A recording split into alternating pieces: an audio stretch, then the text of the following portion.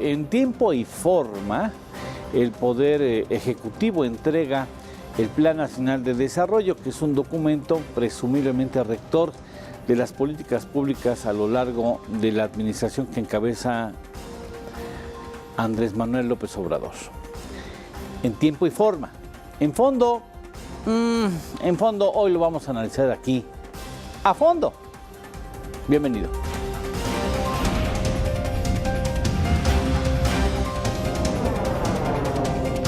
A fondo, con Eduardo Torreblanca Jax. ¿Cuáles son los elementos que vamos a analizar a lo largo de este programa? En el primer segmento vamos a hablar de los propósitos más relevantes según el documento. Después tendremos la posibilidad de ir a un segundo bloque en donde hablaremos de la democracia representativa a la democracia participativa. Ahora se tratará de levantar la mano, posiblemente de eso se trate. En el tercer bloque, ¿existe en el mundo la democracia participativa o existe el mundo para el Plan Nacional de Desarrollo? Y al último tendremos, por supuesto, como es costumbre, las conclusiones, y me da mucho gusto dar la más cordial bienvenida a amigos y conocedores de los temas económicos. Muchas gracias, Luis. Gracias por invitarme. Gracias, como siempre es un placer, es tu casa. Don Ernesto Fales Santoscoy, me pongo de pie. ¿Cómo estás, Gerardo? Me da gusto verte nuevamente. Gracias. Bueno, primero que nada, todos leímos el documento. Yo sí me lo aventé, las 68 páginas. 290. El tuyo pues es que era de doble renglón, ¿no? Y bueno, y decía yo, en tiempo y forma, pero en el fondo, ¿cómo lo viste en el fondo? Pues yo creo que es un documento que plantea lo que él escribió en 2017 en su libro La Salida, incluso el libro más completo, con mayor diagnóstico y con mayor precisión en las estrategias a seguir, que quizás habría que haber puesto ahora, ¿no? Y desde luego no plantea el cómo va a ser. Muchos de los programas que se están presentando no nos plantea cómo. Esa es yo creo que una de las grandes incógnitas. ¿Nos quedó de ver desde tu punto de vista? El cómo, desde el punto de vista cómo va a lograr todas esas metas. Y a veces veo, no sé si, Luis, leí un documento del titular del Poder Ejecutivo o de un candidato a la presidencia. Pues mira, se parece más a la de un candidato a la presidencia, y sí es importante ubicar en el contexto a este Plan Nacional de Desarrollo. Los planes nacionales de desarrollo vienen, el primer antecedente histórico son los planes quinquenales de Rusia. Después aquí los adopta Lázaro Cárdenas. Y desde ese tiempo, pues, nunca se han cumplido, ¿no? Y no es necesario en un país un plan nacional de desarrollo, porque tendría que ser indicativo, como en Europa, que no sirvieron, o coercitivo, que le digan a todos lo que tienen que hacer. Eso va en contra de la democracia, va en contra de las libertades. Sin embargo, en este plan, creemos que manifiesta una serie de contradicciones. Por un lado hay cosas positivas que las vamos a ver, que las deja claras, desde luego. Y por otro lado, pues parte de la lucha de clases, del enfrentamiento y de echarle la culpa a todo lo malo del capitalismo, o neoliberalismo o capitalismo, y proponer como solución las mismas políticas que tuvimos en los 70s. ¿Te quedó a deber?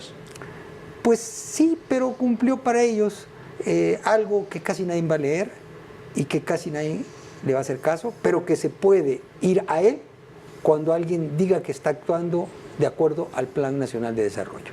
¿A ti te quedó a deber? Pues digamos, es un precepto constitucional del cual deriva la ley de planeación, y pues cada sexenio vemos que se lanza este Plan Nacional de Desarrollo, del cual hay que mencionarlo o destacarlo, del cual van a derivar varios planes sectoriales, entre otros, por ejemplo, pues el que tiene que ver con financiamiento al desarrollo, ¿no? Que cada sexenio también se da, y es, vamos a decir, el plan rector para el sector financiero. Y bueno, y así otros planes sectoriales que derivan de este Plan Nacional de Desarrollo. Realmente no me quedó a deber porque me esperaba ver un documento. ¿Esperabas ver el lo que recibiste? Que es parecido al que se recibió, parecido al proyecto de nación que prometió en las campañas, ¿no? Y bueno, pues está reflejado en este Plan Nacional de Desarrollo.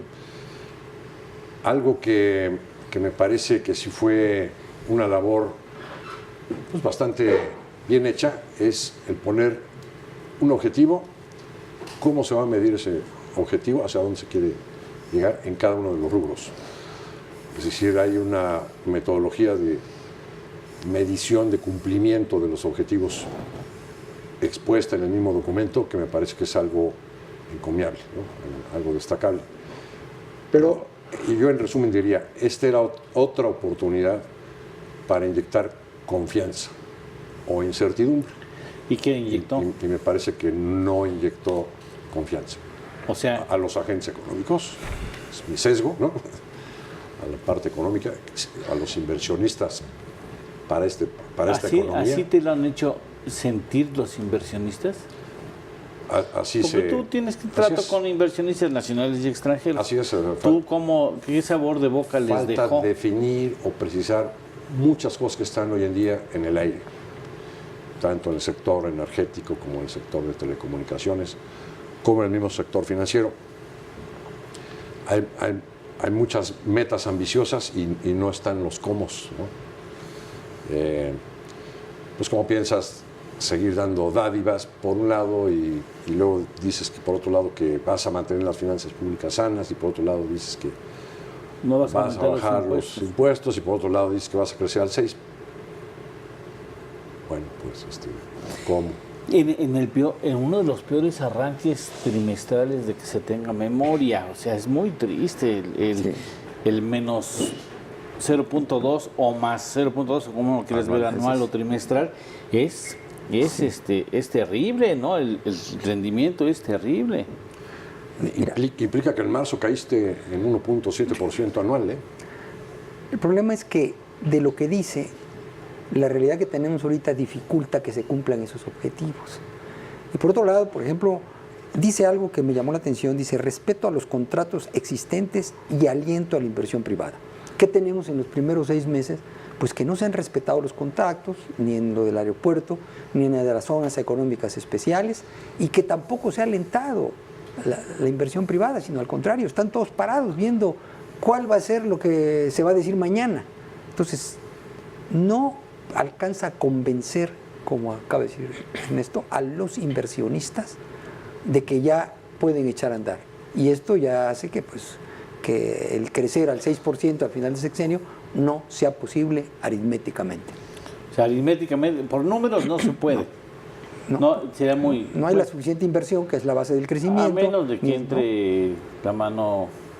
Bueno, como hicieron el sexenio pasado, cambian las cifras. O cambian la metodología. Eso así lo hicieron, como había más gasto social que empleos, entonces, y más pobres, cambiaron la definición de pobre. Sí. Y ya no fue tan grave la situación como en realidad fue. Un asunto que a mí me queda mucho a deber es el asunto de Petróleos Mexicanos. Después del Plan Nacional de Desarrollo viene un memorando hablando de nuevo un plan de austeridad que pretende ser invertido el ahorro en Pemex, poco más de $1,000 millones, ¿no? Los ahorros que se obtengan. Y es un asunto, no sé, en específico, si tú lo ves así, como que el Pemex es como que un punto neurálgico muy delicado en el futuro del país. Sí, antes de llegar al tema de Pemex, Luis acaba de mencionar un dato muy interesante. Y lo que vemos en este Plan Nacional de Desarrollo es que por primera vez, o al menos comparado con el sexenio pasado, plantea un crecimiento de 4% promedio anual, es decir, vamos a crecer a la segunda mitad del sexenio vamos a crecer al 5 o 6%. Sí. Tendríamos que crecer a ese 5%. Pero con una condición, que no hay reformas estructurales importantes en materia económica. Yo creo que es un dato muy importante subrayar en este sentido. Los sexenios anteriores decían vamos a crecer al 4 al 5%, sí y solo si hay reforma estructural importantes en materia económica, ¿no? Y el sexenio pasado, pues ya conocemos todas estas. En esta ocasión no. Y yo creo que aquí lo que él plantea como él debería haber planteado, o el Programa Nacional debería haber planteado una política transversal, y que es la corrupción. Yo creo que en el tema de corrupción, si se reducen los términos de corrupción, o se elimina, si es posible, la corrupción, lo cual es muy difícil o prácticamente imposible, podríamos tener crecimientos del 4% en algunos años. dependiendo de las condiciones económicas nacionales e internacionales. Yo creo que es un tema muy importante. Incluso el Fondo Monetario Internacional el mes pasado la OCDE también emitió un estudio donde decía que si baja la corrupción, los ingresos presupuestarios crecen al 2.75%, ¿no? Y aquí, ya aterrizando al tema de Pemex, yo creo que es importante este tema de corrupción. Si a la empresa del Estado, a la empresa productiva del Estado, como se le llamó el sexenio pasado, se le elimina ese término, esta cuestión, esa práctica, podremos tener una empresa eficiente en términos operativos, ¿no? Yo creo que ese es un dato importante. En la eficiencia de términos operativos podríamos tener una empresa que realmente reditúe utilidades, en este caso al Estado, ¿no? Que es un tema que a ti particularmente te llama la atención el asunto de Pemex, ¿no? Mira, estoy de acuerdo contigo, pero el problema es que se está haciendo lo contrario para sacar adelante, yo no diría Pemex, al sector petrolero, que ya significa el 7% de las exportaciones. Ya la balanza comercial es negativa, ya no somos un país petrolero. Y se le quiere meter todo, vamos a hablarlo muy feamente, a un muerto, a un cadáver que ya pesta. Y además nos vamos hacia cambios, que es cambios para atrás. Se busca otra vez el monopolio absoluto del petróleo y de la electricidad, que ahí fue donde se forjó la mayor corrupción que ha habido en México. Porque en este documento, Plan Nacional de Desarrollo, se da a entender que la privatización, que de ahí viene la corrupción, no es cierto. El que dice eso es una gente que nunca ha vivido en México. La mayor corrupción en México se da en las empresas estatales. Los mayores millonarios que hay en México salieron de contratistas de Pemex y de funcionarios de Pemex. O líderes sindicales. Entonces, si no se va a cambiar el sindicato, si van a seguir el monopolio estatal, pues yo no creo que haya crecimiento. Es más, la esperanza del crecimiento era consolidar la apertura energética, que los particulares llegaran a sacar petróleo y le iban a dar a Pemex tanto más que si ellos sacaran petróleo. Entonces, ahí tenemos, por ejemplo, el caso del aeropuerto. Se podía haber hecho sin que el gobierno metiera un quinto. No se hizo. Entonces, ahora ya tenemos que pagar una gran cantidad para ello. Igualmente en Pemex, si nosotros dejamos que los particulares saquen el petróleo, que los particulares, como es en Estados Unidos, como es en la mayoría de los países petroleros, hagan sus refinerías. Es un asunto sensible en la política y en la historia. ¿Tú venderías Pemex? Mira, no creo que haya quien lo compre. Te voy a decir por qué. Porque sus pasivos están por adelante de los activos. Aunque lo vendan en $1, no lo van a comprar. Es el país, es la empresa con mayores pasivos, más que la Exxon, más que Standard Oil, y no tienen los activos que tiene. Ahora, ¿cuál es la solución? Irle pasando a los particulares, pero como ideológicamente están en contra de la privatización, que es la salida, yo veo difícil que este país salga adelante. Tú hiciste una propuesta que incluso la consideró el presidente. Así es. Yo creo que como se hace una reestructura de un banco cuando quiebra, hay que dividir a Pemex en el mal Pemex y el buen Pemex. Aquí está todo combinado hoy en día, en esta empresa productiva del Estado. Donde está el pasivo laboral, $1,5 billion de pesos de pasivo, hablando en castellano. Es la mitad del pasivo total. Pues ese es parte del mal Pemex. Una serie de activos que tiene que no son productivos, pues habría que sacarlos de Pemex y dejar a Pemex limpia y con la parte más productiva. ¿Y quién se traga lo malo? O sea, bueno, pues el accionista principal, como sucede en los bancos que quiebran. El pueblo. El gobierno. Nosotros. Hay que tomar la pérdida.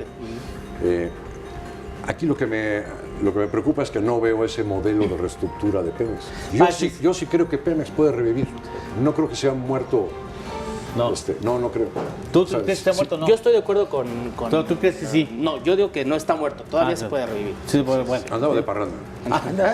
Bueno. Oye, ¿cuántos perdón que difiera de ustedes, pero se puede revivir a costos brutales y va a acabar otra vez igual. Es como la CFE, sobreprecios, gastos que no deben ser, Obviamente, el pasivo laboral. si la manejas Oye, como antes, no. Bueno, pero entonces no, y no hay nada en los planes Un buen modelo que haga de que los negocios manejen y un, igual. y un sino buen, van y a un buen manejar gobierno como antes. corporativo. Como Pues, es pedirle a los costumbre, Santos Reyes. en el corte comercial se pone lo bueno. Regresamos. No, pero ya no. Siempre me pasa lo mismo. Bueno, pues entonces, para terminar lo de Pemex, entonces, No ha salido todavía el tercer intento de programa de rescate. ¿qué estaban esperando el documento? Es que mira, la producción viene para abajo. sale, ¿no? En mayo. La producción de crudo. Lo más importante sería rescatar que esa producción, en lugar de que siga bajando, de crudo, vaya aumentando en el futuro. Pero si de entrada dices no al petróleo Shell, vamos a concentrarnos en aguas someras.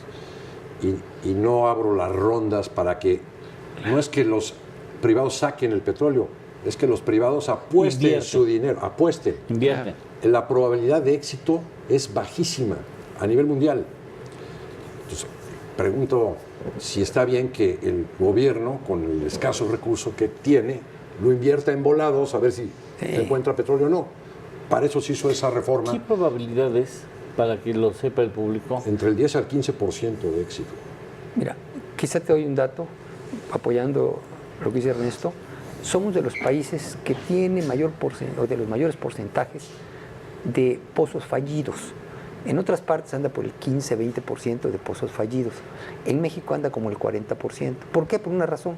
Cuando es una empresa privada y no sale petróleo, pierde.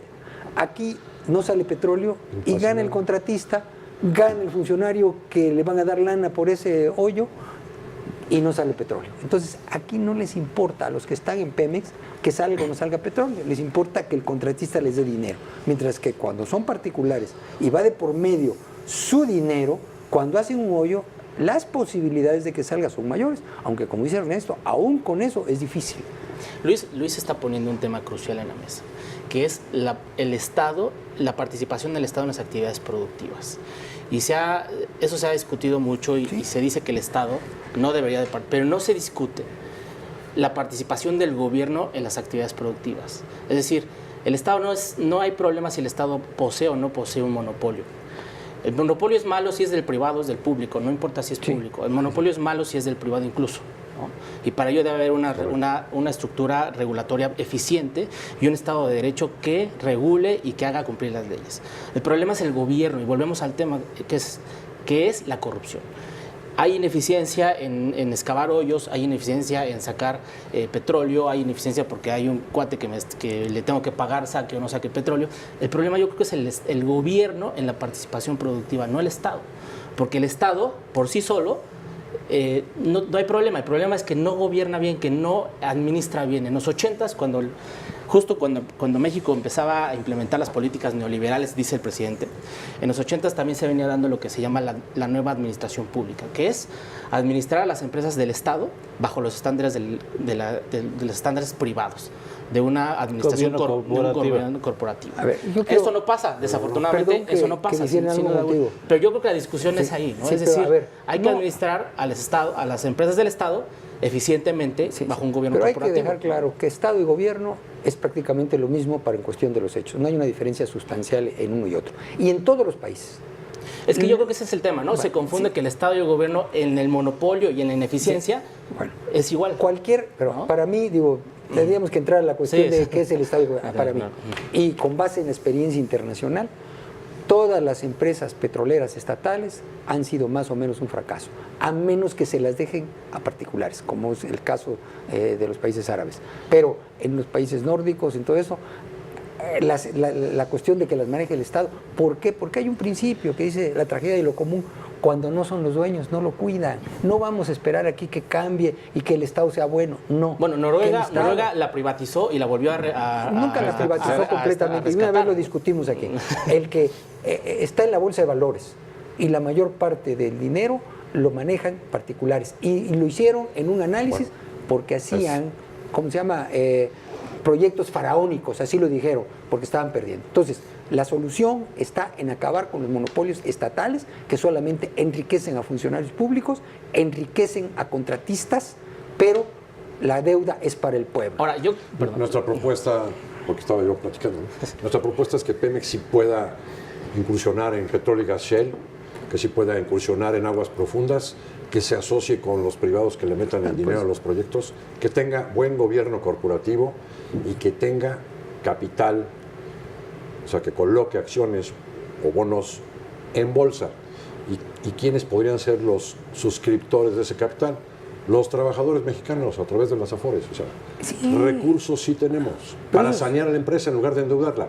Es bueno lo que tú dices, Ernesto, pero ¿por qué no, tú lo sabes más que yo, por qué no ha entrado a la bolsa Pemex? Porque sus finanzas son más oscuras que las de empresas privadas. Por eso propongo primero una reestructura. Bueno, que sea transparente. Pemex es menos transparente que un abarrote de la esquina. Es que es el tema, la transparencia. Bueno, pero no hay por qué si no se hace transparente, no necesariamente se tiene que robo, porque saquean Pemex. Totalmente de acuerdo. Entonces, totalmente de acuerdo. Vamos a hacer... El problema es la transparencia. Bueno, pero y la el problema es la corrupción y el problema es todo. ¿Hay que eliminar a la empresa de Estado o hay que eliminar la corrupción? A ver, compraron unas empresas que han gastado más de 500 las fertilizantes. Y en este plan dice que en lugar de decir vamos a meter a la cárcel a los que robaron ahí, vamos a ponerlas a funcionar. No sirven esas empresas. Eran chatarra. Eran chatarra. Pues sí, pero ahí se ganaron una mochada muy grande. Y toda la parte de refinación. Oye, por cierto, rentable. hay algo que ¿tú sabes cuánto cobraba? Y esto lo dice un funcionario del actual gobierno. El director de Pemex, para recibir algún contratista, $1 millón de pesos. Sí, bueno, ¿por qué? Pues porque... nada más para recibir. Para saludar, porque desde 50,000 hasta $1 millón de pesos. Muy nada más importante. para recibir. Sí, porque ya sabía que iban a pedirle lana y había algunos que llegaban y a la mera no le daban nada. Nieto y él perdía Castillo su tiempo. Y además él se movía en helicóptero, en todo, ¿eh? Time is money. No, pues sí. Time is money. Pero eso no lo entienden para el pueblo que tiene que hacer colas para sacar un permiso. Que es, ahora, vamos para entrar el tema y cumplir con el bloque. El asunto a mí me parece además peligroso en la medida en que ya las decisiones en México ya las tiene tomadas el presidente y en actos públicos. A ver, quien esté de acuerdo que levante la mano, madre maestro. Y se acabó el Congreso, no sé para qué sirva, si finalmente el pueblo sabio es el que tiene las decisiones en las asambleas o en los actos públicos encabezados por el presidente. O sea, pasamos, a mí me parece eso de las consultas. Está planteado en el Plan Nacional de Desarrollo el pasar de una democracia representativa a una participativa. Y eso se dice fácil, pero tiene implicaciones enormes. Lo curioso es que este plan, por primera vez, de acuerdo a las nuevas leyes, lo tiene que revisar el Congreso. Y el Congreso va a decir, sí, a la goma el Congreso. ¿Sí? Vamos a sustituir el Congreso por consultas populares, gansito. Sí. O patito, pues. En lo que salió del aeropuerto de Santa Lucía, se habló de consultas y los pueblos alrededor dicen, nunca nos han consultado nada. Entonces, y se están presionando a los ediles, a los presidentes municipales, para que cedan los terrenos y se pueda construir, un contrato a pesar de que no hay dictamen técnico. Mira, desde tiempos de Jesucristo la consulta es injusta. Por eso crucificaron a Cristo habrá que matizar cuando consultaron y todos estaban de acuerdo, los que gritaron crucifiquen. Mejor se lavó las manos aquel. Sí, aquel se lavó la mano. Hay que matizar un poco, ¿no? Por ejemplo, hay proyectos de infraestructura de gasoductos que no, y son famosos porque el presidente sacó también que le está pagando a las empresas, que no han podido terminar. Porque están pueblos, porque los pueblos originarios están inconformes, porque previamente no se les hizo una consulta. Yo creo que las consultas del todo no son malas. O sea, la participación, la democracia participativa. Mira, porque finalmente no se consulta. Todos, el 80% de los que se oponen quieren lana. Nada de que es, no. Con lana los callas. Casi todos van 4 tipos y te dicen, son como los que están en las casetas también, quieren lana, es buen negocio. Oponerse. Entonces, ¿por qué no construyen más gasoductos? Porque a cada rato llega un grupo y dice que es pueblo original. Bueno, con esta consulta a esos que quieren lana se les expone. Bueno, o sea, de alguna manera es un incentivo para exponer. O sea, es algo quizás sea idóneo. En un Estado de Derecho tú puedes o no puedes. Cumples con la ley o no cumples con la ley. No vas a estar sujeto a que un grupo, por sus intereses o por lo que tú quieras, te pare una empresa. Esa es inseguridad jurídica. Hay que cumplir con la ley, pero también hay que cumplir con el estrato social. Sí, digamos, ese es el óptimo de Pareto. Es por eso, pero es cubrirse, es poner adelante a los pobres y a los indígenas para utilizarlos políticamente. Yo expongo lo siguiente. Si de por sí en las democracias representativas, es decir, las que funcionan en base a que hay un poder ejecutivo y un Congreso con autonomía, y un poder judicial. Presumiblemente autónomo. El Congreso que hace las leyes, en la gran mayoría de los países se critica esa forma de hacer las leyes porque normalmente los cuerpos legislativos son gente que no está preparada para legislar en todas las materias que se tienen que legislar. Si eso sucede en la democracia representativa, pues ¿qué podemos esperar en la democracia participativa? Como esa consulta que se hizo del aeropuerto, pues ¿quién sabe de aeropuertos y de aeronáutica? ¿Qué más a ver? No. Hay un dato Eso que es pocos saben. gravísimo. Te lo voy a dar porque el aeropuerto de la Ciudad de México tenía terrenos para construir otra pista. Lo invadieron y en lugar de sacarlos, después otro gobierno le dio los títulos de propiedad. Entonces, esa es la inseguridad jurídica. En este momento se puede hacer otra terminal y se tendría otra pista. En la nueva parte son 3 pistas, pero una es para los militares y 2 más. No alcanzan aritméticamente para la demanda que hay o va a haber en México. Pero si ustedes están de acuerdo, levanten la mano y nos vamos a una pausa. Y si no, pues ni modo, vamos a una pausa. Luchadores en el ring se pega y ya afuera se van a son cenar cuates. juntos. Bien, pues ahora, ¿se recomponen las cosas con los planes sectoriales? Ahora, mira, antes de entrar, dejamos eso en suspenso. ¿Cómo puede un gobierno darle tanto peso a la corrupción y no haber tenido un solo funcionario, uno en proceso? Uno. O sea, el sexenio anterior dio así, de veras, ¿no? Generoso. Funcionarios. O sea, agarras una red y sacas y los exportas. Sí. Y no tenemos a uno solo sospechoso de nada de corrupción. Uno. Sí. Para acabar con la corrupción hay que acabar con la impunidad. Punto. Sí. Y aquí sigue habiendo la impunidad de siempre. Entonces, ahí no está siguiendo a la mayoría de los votantes que querían Claro. que La metieran, gente no es que se venganza. robó el dinero que es que tú no que puedes, pague. sí, tú no puedes hablar de combatir la corrupción cuando perdonas a los corruptos. Los estás invitando a seguir como corruptos. Claro. A los corruptos y a los criminales. Pues sí, o los sacas en la puerta giratoria. que La ya policía- son los mismos, están en la misma bolsa, ¿no? Sí. No, está el caso, que es una vergüenza y vale la pena mencionarlo y cada día recordado, el caso de Odebrecht. Sí. En todos lados presidentes están privados de su libertad, los Guatemala. presidentes. Nos han puesto el ejemplo. En Perú, Nos han en Perú. en Brasil. Aquí dicen que en 6 meses van a ver si ya hacen algo. Ahí Todos- están las pruebas, a lo mejor las desaparecen, pero ahí están lo que le dieron. Ahí están todo lo que se dio, como en todas partes están las pruebas. Y ahora a lo mejor se desaparecen, porque aquí se desaparecen muchas cosas, además de dinero. Bueno, sí, sí. Ahora, Es México. México. ¿Tiene compostura el asunto o nada más es un plan indicado? Nada más ya salió el documento y ya nada más para cumplir, ahora no estén fastidiando, vamos a hacer lo que queramos de todas maneras. ¿O tiene sentido esperar los sectoriales y analizar qué es lo que van a plantear y por dónde va a ir el país en los siguientes 6 años? Bueno, mira, yo estoy confiado en que con esta metodología de poner claramente un objetivo y cómo se va a medir, pues sí deberíamos estar viendo en el futuro un ejercicio de medición de cómo se están cumpliendo estas metas y estos objetivos.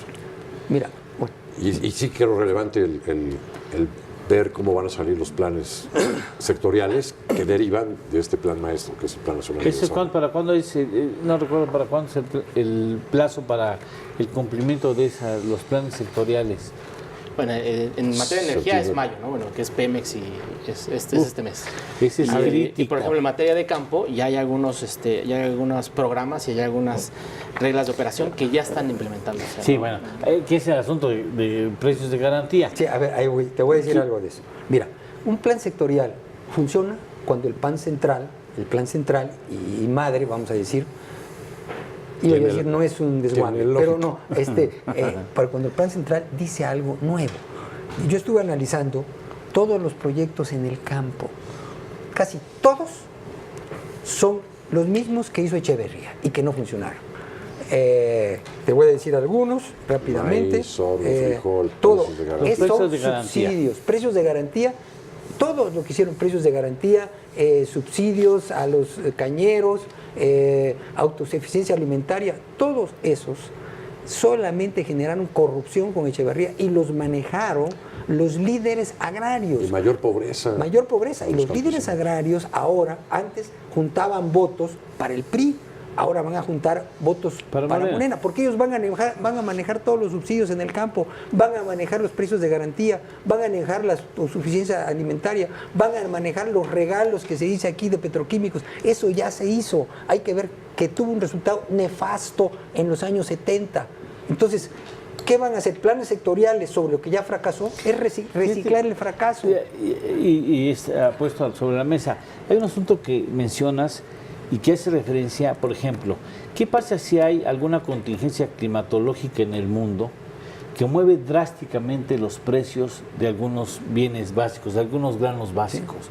O sea, te mueve todo el tapete. Aquí ya están determinados los precios para todo el sexenio. O sea, el precio es todo el sexenio. ¿Y qué pasa si se cae o al contrario se eleva de manera drástica el precio de un artículo, de un producto, de un grano? Aquí yo creo que si el mercado pone un precio elevado más arriba o arriba del precio de garantía, pues, la eficiencia o la racionalidad del productor, del agente económico, es que el agricultor diga, no te voy a vender a ti, le voy a vender al mercado. O le voy a vender a los dos. Sí. Pero si el precio yo creo que aquí el problema es si hay que rescatar, hay que generar la seguridad alimentaria que se está perdiendo. Ahora, yo estoy de acuerdo con Luis en un aspecto. El cómo se va a realizar esto tiene sus parámetros. Es decir, si yo te doy a ti dinero para que produzcas frijol, maíz y trigo, o para que produzcas leche, o un crédito a la palabra ganadero, ¿cómo hago yo para generar el incentivo de que tú vas a producir eficientemente? Es decir, que no voy a llegar, yo Segalmex, que es la empresa que va a ir a recolectar todos los productos, y te voy a comprar a diestra y siniestra. Entonces, pues bueno, a mí me dan mi apoyo, yo les puedo vender este frijol ahí medio malo, bueno, y se lo doy. O sea, no hay un incentivo para la productividad, no al menos en lo que vemos en este momento, para la calidad y la productividad. Yo creo que el problema es, hay que apoyar al campo, sin duda, hay que hacer políticas productivas eficientes para generar productividad en el campo. Y aquí, ahí estoy de acuerdo, no se ve cómo va a generar los incentivos para que el productor o el agricultor o el ganadero produzcan bienes de calidad. Ese es el gran tema. Ese ya fracasó eso. Vamos a decir, si tú ves todo, es nada más cambiar de nombre a lo que ya fracasó. Esto lo pidieron los líderes agrarios. Acuérdate que el voto más fuerte del PRI era el voto verde, el del campo. Y él le daba, yo estuve en el Congreso y fui presidente de la Comisión de Presupuesto, y a mí me daba coraje toda la lana que iba para el campo, porque sabíamos que el 80% se iba a quedar entre los líderes agrarios. Y ahorita está resultando lo mismo, nada más que el destinatario no van a ser líderes que estaban con el PRI, ahora van a ser líderes que están con Morena. Entonces, todo lo que está aquí en el campo, que yo he analizado, no va a solucionar el problema del campo. Tiene un aspecto político. Sí, sin duda. No pone el énfasis en la productividad. Sí, no. Ese yo creo que es el gran tema. La productividad es cuando se da respeto al derecho de propiedad, que aquí no se empieza a ver en el campo. Lo mismo que hablas de productividad para el campo lo puedes aplicar en general, para toda la economía, ¿no? Y está faltando ese elemento. Y si no hay productividad, si no se busca una mayor competitividad, pues va a ser muy difícil que México pues pueda seguir creciendo, porque estamos en un país abierto, estamos dentro de un tratado de libre comercio que cambiará de nombre en el futuro, pero pues estamos compitiendo contra pues, varios países que casi todos, por ejemplo en el campo, casi todos los países desarrollados subsidian a los productores descaradamente, ¿no? Pero con extensiones de terreno enormes y con una productividad y con tecnología muy importante, ¿no? La diferencia ya es que a veces subsidian para que ya no produzcan tanto, porque están produciendo demasiado, y aquí lo subsidian para que produzcan más. Y allá están bajando los subsidios porque también en Europa y en Estados Unidos han sido mal usados los subsidios. No es que aquí seamos peores, es que todas estas políticas llevan a eso. Y esto es lo que a mí me preocupa. Yo estoy de acuerdo con ustedes en que hay que aumentar la productividad y competitividad, pero aquí yo no veo ningún incentivo concreto, ninguna política concreta que incentive la productividad y competitividad. Al contrario, van a incentivar la corrupción, el desvío de recursos y la politización de los recursos si se lleva a cabo lo que dice el Plan Nacional de Desarrollo. Totalmente de acuerdo. Es lo que no se ve ahí, efectivamente. No se ve en el plan, habría que esperar el plan, los sectoriales. Los sectoriales, en donde en mayo, si es el energético, se exigiría definición específica de lo que se va a hacer con Pemex. Y con CFE. No sabes la cantidad de proyectos de energía eólica, de geotermia. estaciones de almacenamiento de combustibles. O sea, no puede ser, porque lo vimos en la crisis de desabasto de gasolina, que no tenemos ni siquiera las instalaciones físicas para tener una reserva de refinados. La reserva de refinados es de unos días. Es una vulnerabilidad días. impresionante. No, Bueno, pues hay miles de proyectos de inversionistas privados listos ya con los terrenos y Claro. para echarlos a andar. Bueno, perdón, apoyando lo que dice Ernesto, que es muy importante. Hay la inversión esperando, pero si este plan se refleja en los planes sectoriales, están fuera todos sus inversionistas. O sea, tendrían que en el Congreso abrir puertas para que se dé lo que dice Ernesto. Y tendrían también que quitar esa cuestión de regresar al monopolio, de hacer un lado todas las inversiones petroleras, inversión privada. Sin eso no va a funcionar los planes sectoriales. Entonces, esto tiene que cambiar, el Plan Nacional de Desarrollo tiene que dejar puertas abiertas a la inversión privada. Pero si esta es la madre de los sectoriales, Pues, ¿cómo va a salir el hijo? No puede hacerse para un lado, aquí es peor que los hijos, allá los hijos por lo menos, aunque los padres hagan las cosas mal, los hijos pueden salir bien, pero aquí no, aquí van a empezar, la Constitución dice, la ley dice, y va a haber inseguridad y no hay quien venga a invertir cuando hay inseguridad jurídica. sí, ni respeto a los contratos existentes que él sí, lo menciona. Exactamente. Bueno, díganme una cosa, tan importante como el combate a la corrupción, al menos en la teoría, y ese es relevante, de eso hablaremos en el siguiente segmento, es la confianza. La confianza del inversionista extranjero, del inversionista nacional y del pueblo. Porque se están viendo que al menos la clase media que tiene hoy posibilidades de invertir se está agacha, o sea, como que ya no le está entrando, ¿eh? Ahí tenemos un dato muy importante de la venta de autos con una contracción muy relevante, independientemente que pasó la Semana Santa, fue un mes, digamos, que castigó mucho, atípico, pero ahí la confianza del consumidor se empieza a demostrar que no tiene tanta confianza como lo dicen las cifras de popularidad de Andrés Manuel López Obrador, que también, por cierto, comienza a bajar después de una pausa. Conclusión.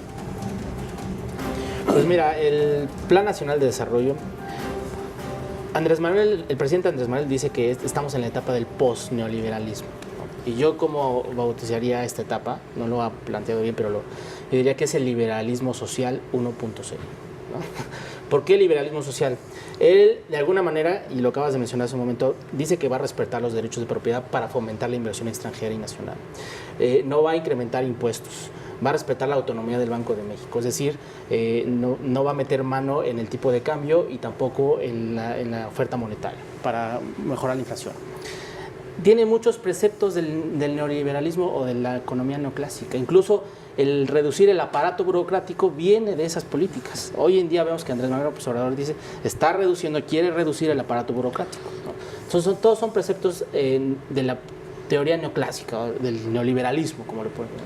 Pero aquí le pone énfasis él al estado de desarrollo, y es decir, todo el subsidio, que no sabemos si va a ser bueno o va a ser malo, la evidencia empírica dice que ha sido malo en muchos casos, pero esa es la parte que es, por eso le llamamos 1.0. ¿Por qué?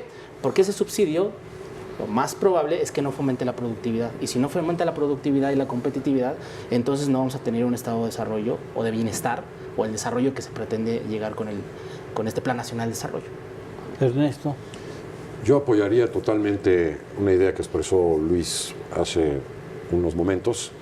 Yo creo que el Congreso ahora tiene la oportunidad de enmendar la plana y poder abrir las puertas para que puedan suceder las cosas que pueden beneficiar a nuestro país. Es decir, sí tienen que meterle lupa a todo el documento y tratar de, en su revisión, poderle hacer los cambios necesarios. ¿Tú lo crees? Espero que sí. ¿Tú lo crees? Espero que sí.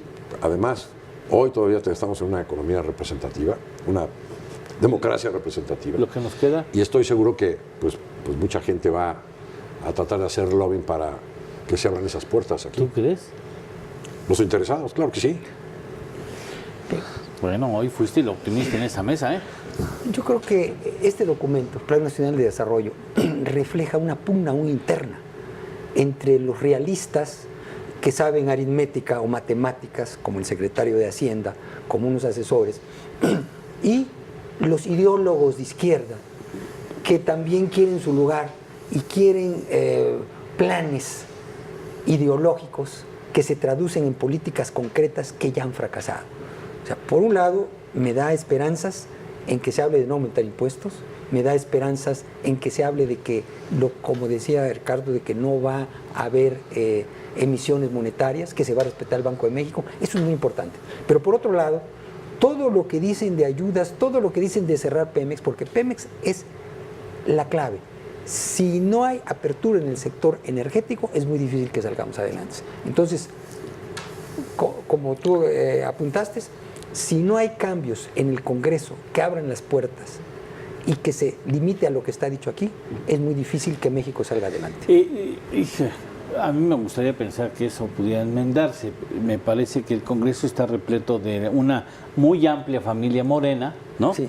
Que, como tú bien dices, hay pugnas, hay corrientes, Sí. es muy generosa esa familia. Sí. Difícilmente van a querer enmendarle la plana a un presidente que tiene tal nivel de popularidad y que sabe que el Congreso va a autorizar, incluso aunque fuera una hoja en blanco. Manda una hoja en blanco y se le autoriza. Sí, pero el presidente tiene que comprender que esto al que va más a perjudicar es a él. Es a él, porque no va a llegar ni a 3 años en donde ya tenga fuertes problemas, ya tenga altas calificaciones, baja de calificaciones y se le complique la cosa, a pesar de toda la prudencia que ha demostrado las autoridades hacendarias. No son suficientes para frenar los desequilibrios que vendrán si no se abre la reforma energética y en el campo no se da mayor seguridad a la tierra y se dejan de hacer tantos programas que es regresar a los años 70. No subir los impuestos no me parece suficiente para inspirar la confianza que se requiere para que haya inversión en este país. Y pongo como ejemplo al presidente Trump, que bajó los impuestos agresivamente en su país. Está generando un desequilibrio que los americanos se pueden dar el lujo porque son los dueños del dólar. Pero esa reducción de impuestos los ha hecho crecer a tasas del 4 o 3%. Bueno, ahora, te interrumpo por una cosa. Sí. Estados Unidos crece a tasas de 3.5, 3.7, 4%. Hace un año. Y México crece 0.2%. Claro, porque ya bajaron los impuestos, es una cuestión lógica. Menos impuestos, más crecimiento. Pero Más antes nos impuestos, jalaban, menos. Luis. Antes nos jalaba, la economía de Estados pero Unidos nos ahora jalaba. pues ya no nos jala. ¿Por qué? Porque hemos llegado a Porque hay desconfianza. situaciones graves. Porque hay desconfianza, se está cayendo la inversión ¿Por eso no nos privada. jala? ¿Tú crees que por eso no jala? O sea, Y la inversión pública tampoco puede arrancar si no hay ni siquiera los planes. cuando Cedillo deja la los estudios presidencia, suficientes lo para deja los casi proyectos. con un crecimiento del 7%, ni él se la creía. ¿Y quién estuvo detrás de eso? Estados Unidos. Pero no directamente, fue también políticas internas de apertura. Y la disciplina fiscal. Disciplina fiscal y todo, que se dio. Las reestructuras. Con Salinas, de mal recuerdo, pero se dio, con Cedillo, con Fox y con Calderón.